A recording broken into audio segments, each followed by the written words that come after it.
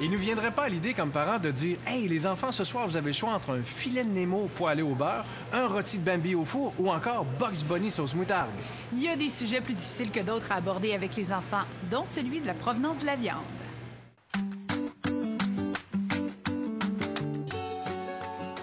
Je trouve ça un peu cruel quand on tue des animaux pour manger. Moi, ça me dérange pas trop, parce que faut bien qu'on mange quelque chose. Ils ont quand même eu une belle vie avant, puis c'est quand même pour nous nourrir. Des fois, on veut pas manger du lapin puis du hamster parce qu'elles sont cute, mais le bœuf, puisqu'il est pas cute, on s'en fout un peu. Depuis tout petit, les enfants découvrent souvent les animaux de la ferme par le biais des livres et des bandes dessinées.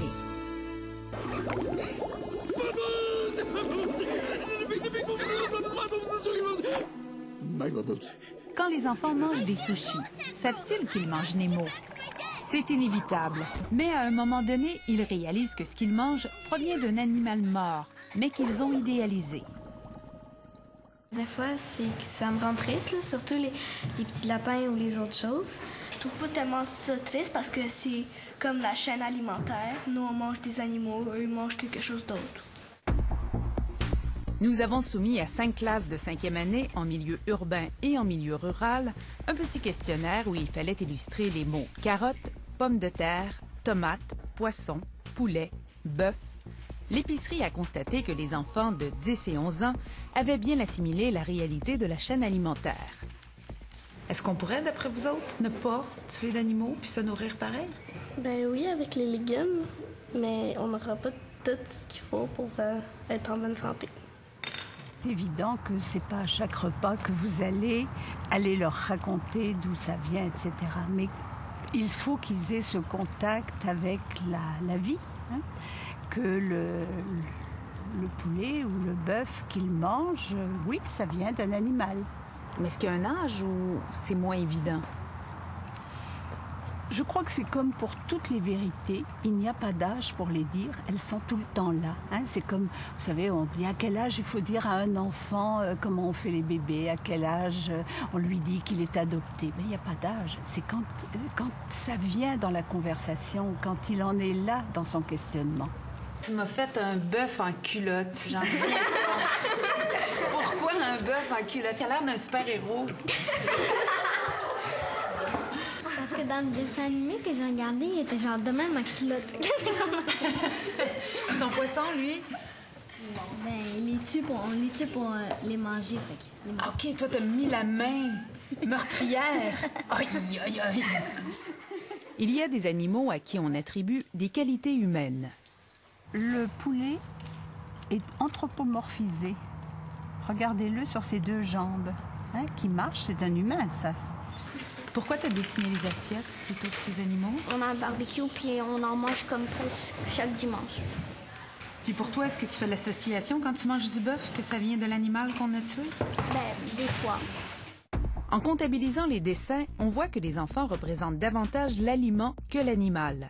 Au mot poulet, 72% des enfants ont dessiné du poulet rôti ou une cuisse de poulet. Au mot bœuf, 55% ont illustré une tranche de steak, du bœuf haché ou même une boîte de conserve. Mais dans le cas du poisson, seulement 5% l'ont imaginé dans l'assiette plutôt que dans l'eau. Cet expert en éthique animale qui se penche sur la souffrance infligée aux animaux jette un autre éclairage sur ces dessins. C'est absolument pas surprenant. Nous qui sommes au bout de la chaîne de l'animal, on ne voit que la viande, que le résultat. On n'a pas vu tout le reste, on n'a pas participé à tout le reste, et c'est la raison pour laquelle, même j'allais dire, on peut consommer la viande. Autrement dit, si ces mêmes enfants ou même les adultes, si vous leur disiez, vous voulez manger de la viande, tuez l'animal vous-même, est-ce qu'ils le feraient? Donc non, ça ne me surprend pas. Certains enfants vont jusqu'à associer l'aliment à la marque de commerce, ici McDonald's. C'est très triste quand on voit ça, que la pomme de terre ne puisse pas être mentalisée autrement que dans sa forme commerciale. Parce qu'il y a là un grand manque au niveau de la connaissance des choses. Jean-Baptiste Villemer déplore la méconnaissance qu'on a de l'industrie alimentaire. On a cette représentation très, très bucolique du milieu rural idéal où les animaux sont en liberté, ils sont heureux, les porcs se roulent dans la boue, tout le monde... C'est pas du tout comme ça que ça fonctionne. 95% de l'élevage est industriel. Il y a quelques exceptions où c'est comme ça. Mais c'est pas des fermes, c'est des musées. Ce sont des musées ou des centres de la nature, comme celui-ci à Laval. Des endroits pour initier les enfants de la ville à une réalité qui souvent leur échappe. C'est quoi la réaction quand ils voient un cochon? C'est qu'ils le trouvent beaucoup moins beau que celui qu'ils voient dans les livres d'enfants et beaucoup trop gros pour vraiment réaliser que c'est celui-là qu'on va retrouver dans notre assiette. Donc là, on est loin du petit cochon. Souvent, les adultes évitent d'aborder la question de l'abattage. Je pense que les mots suffisent et non pas les images. Tout comme on va censurer des images de guerre pour nos enfants. Avec 3 repas par jour, l'enfant comme l'adulte mange plus de 1000 repas en une seule année. Les occasions ne manquent pas d'échanger sur la provenance des aliments. On en mange à peu près comme une fois à chaque 2 semaines du saumon, puis j'aime vraiment ça. Ça paraît parce qu'il est tout beau, tout rose, puis tu manges avec quoi? Ben ça, c'est du citron parce que ma mère habituellement, elle met un peu de citron dessus. Et ton poulet? Ben mon poulet, je l'ai mis en aile de poulet parce que c'était plus simple.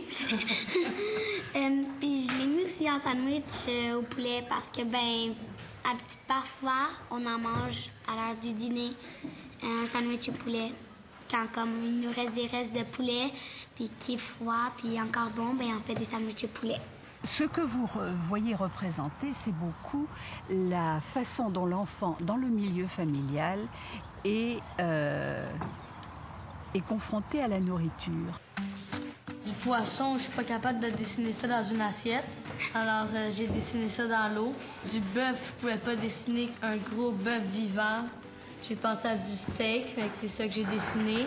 Ça, c'est une excellente réponse, parce que très souvent, on s'obstine à interpréter les dessins d'enfants, alors qu'ils ont une raison très pragmatique d'avoir dessiné telle chose au lieu de telle chose. Merci.